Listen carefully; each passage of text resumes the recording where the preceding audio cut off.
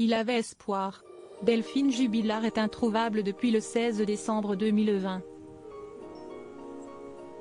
La jeune femme a disparu à Cagnac-les-Mines dans le Tarn et n'a donné aucun signe de vie depuis.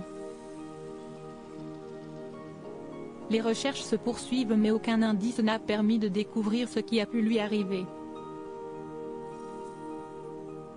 Depuis le début de cette enquête, Cédric Jubilard est le principal suspect et il ne cesse de clamer son innocence. Il a été mis en examen pour homicide volontaire sur conjoint le 18 juin 2021 et est incarcéré à la prison de Toulouse 16 depuis. Il a récemment fait une nouvelle demande de remise en liberté, analysée par le procureur de Toulouse ce jour. Comme l'a révélé BFM TV, celle-ci a été rejetée. Le père de famille va donc rester en prison.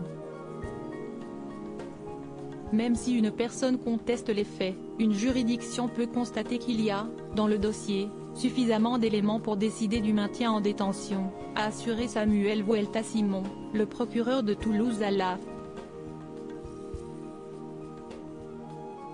Alors que la justice assure s'appuyer sur des indices concordants, Jean-Baptiste Allary, un des avocats du père de famille, déplore « Plus que jamais ce dossier est vide, ce dossier se désagrège avec le temps, si est-il enlisement. On le dit depuis 6 mois, et on continue de maintenir cet homme en détention. » Selon ses propos, le maintenir en détention devient totalement déraisonnable.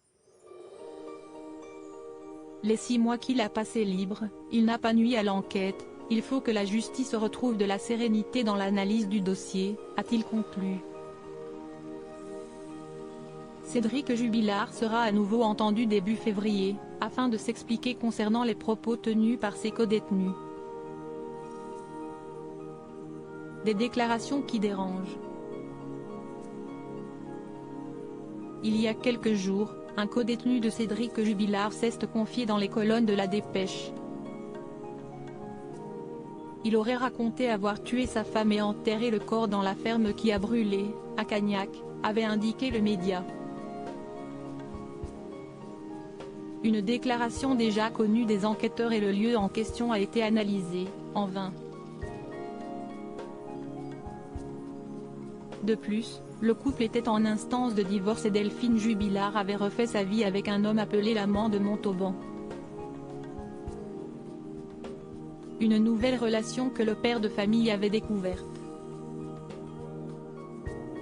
Cédric a été impressionné par mon passé carcéral, il disait être le plus grand cocu de France, avait d'abord assuré le codétenu aux enquêteurs avant d'ajouter, il a surpris Delphine en train d'envoyer un message à son amant, en récupérant son téléphone dans le salon et il l'a tué.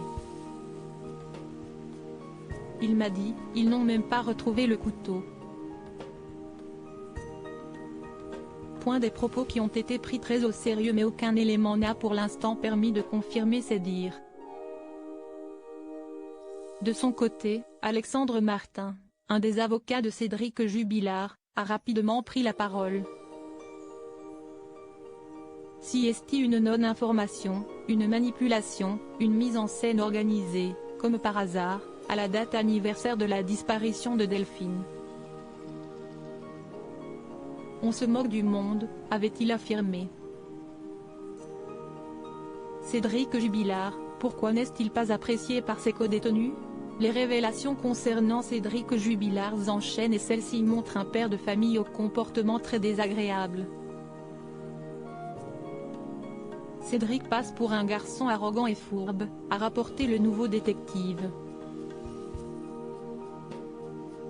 Selon les propos de ses codétenus, il est suspecté d'avoir siphonné une cuve à fioul, et d'avoir tartiné de goudron la façade d'une voisine, qui lui reprochait de laisser son chien déféquer n'importe où. Est-il ensuite expliqué.